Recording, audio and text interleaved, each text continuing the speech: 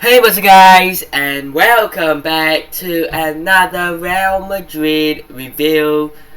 A big night at Stamford Bridge, which finished 3-1. Now, before we move on to the next part of the video, I'm sorry if this video goes out later.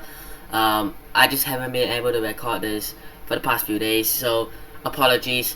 But what a victory!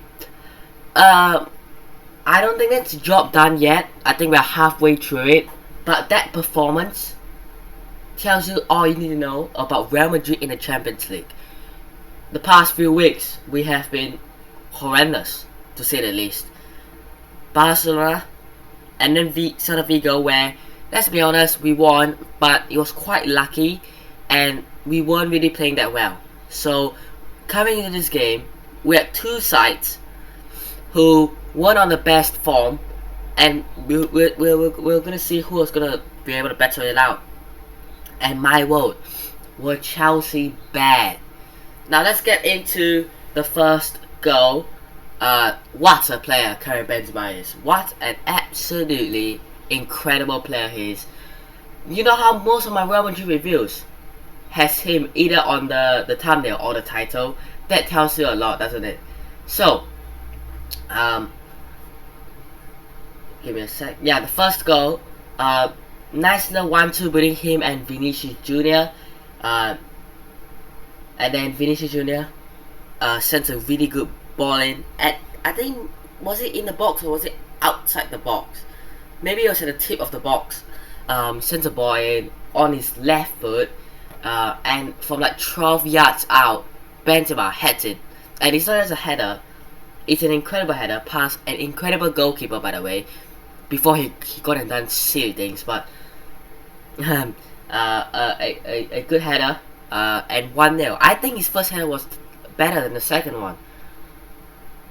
I think a lot of people might disagree. I think they might think that the second header is better, but the fact that the first header, the way he heads it in, and the fact that it's 12 yards out and he had to head it with power, accuracy, I think it's better. Let me know which header you think is better in the comments below.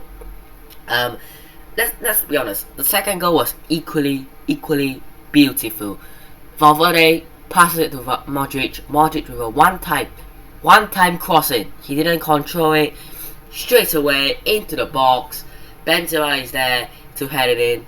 He had to, let's say, get away from a few defenders and head it in.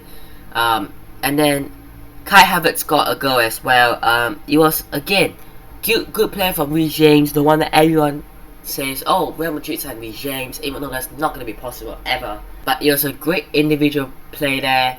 I think he kind of he done Vini there, and then he got past Cruz, and then he got the ball to Jorginho, and then Jorginho with a nice little ball into the box, and it was 2-1. And then Chelsea fans were, I guess that's sort of having hope, because for that 30 minutes, the first 30 minutes, they were absolutely shocking. But when they scored, okay, there is hope. There's hope. Okay, we went in the second half. Hopefully, maybe we can get something against Real Madrid. Like 30 seconds in, we give them a go. I don't know what Mendy was doing. When Benzema is standing in front of you, you don't pass the ball straight to him. I know he was trying to pass to Rudiger, but surely you gotta know that, oh, if I pass to Rudiger, it's not gonna be safe, so I should pass to someone else instead.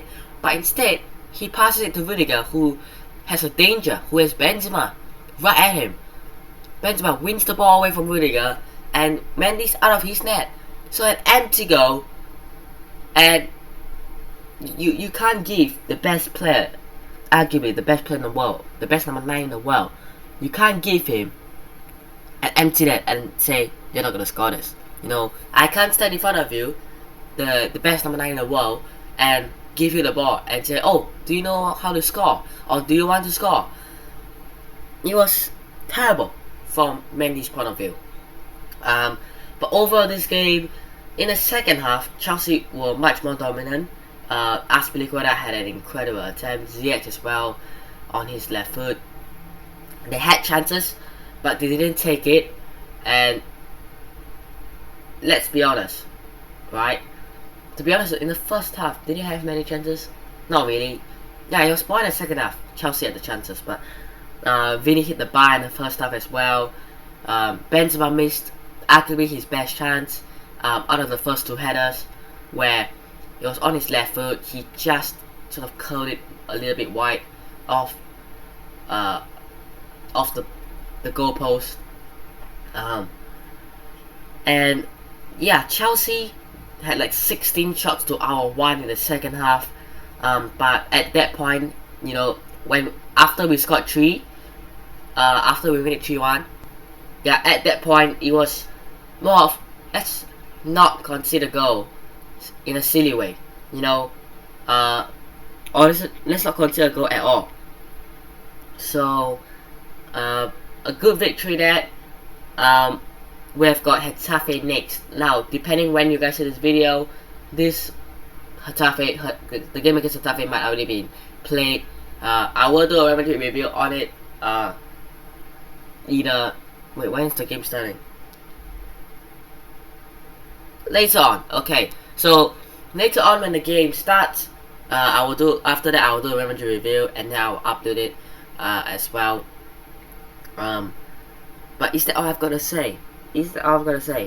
I guess the way that we won was, the way that either side could have won was that midfield, who controlled the midfield. And to be honest, they had Kante, who controlled our midfield last season. But next to him, they've got Jorginho. And Jorginho really isn't the man you really want for these such games. I think they should have started Kovacic, by the way. Ex-Real Madrid player, by the way. But Kroos, Modric, Casemiro controlled the midfield. Then you had Valverde as well. Valverde playing on the right hand side was a tactical genius by Ancelotti, right? One of the first few that I can remember that I've ever said about Ancelotti. You know, really, really smart to play him on the right hand side. Because not only does it come in as another midfield option, he can come in and become a centre midfield. He's playing against Azpilicueta. And we know, had we played Asensio, he wasn't going to track back. He wasn't going to drop into midfield. He probably wouldn't have had that impact that Valverde had. But because of the pace and the strength and everything that Valverde had, I think Aspi had a tough time against him. So smart from Ancelotti. Courtois had a really, really good game, I thought. Mendy, not much to be seen. Alaba Militao was a good partnership. Militao missed the second leg due to a suspension. He got another yellow. So that's that. Carvajal was quite good. The midfield was incredible. Benzema was a god. Okay, let's be honest. Vinicius was good.